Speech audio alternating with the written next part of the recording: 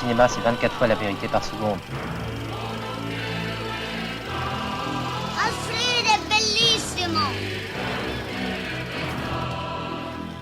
Je ne demande qu'à rester jusqu'à la prochaine récolte. Après, je m'en irai. Je l'ai écrit avec la co-scénariste en sortant immédiatement de l'école de cinéma que j'ai faite, qui est donc la FEMIS.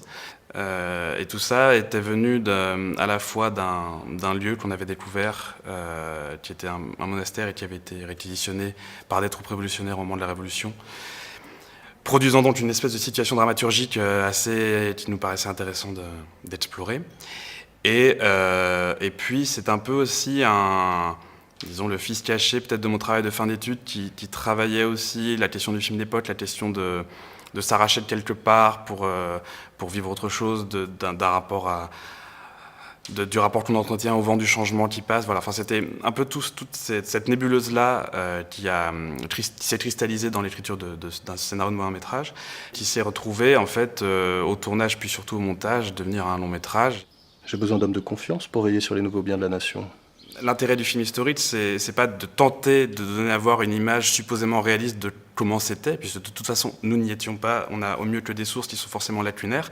Et moi, ce qui m'intéresse, c'est les lacunes, c'est-à-dire les trous dans lesquels nous, on va glisser de la fiction, et de la fiction qui vient de notre présent, puisque on l'écrit là maintenant, et qui, en un processus d'aller-retour, va venir réinterroger le présent.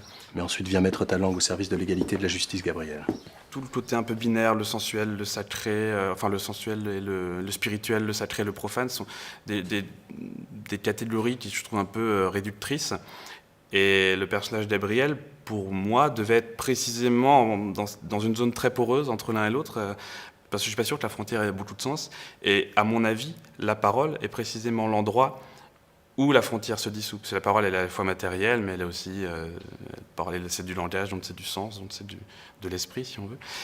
Et je pense que ce soin qu'on a accordé au dialogue, à la parole en général, procède de ce désir-là que j'avais de brouiller un peu cette dichotomie. Tu parles bien. Les hommes t'aimeront. Ils te suivront.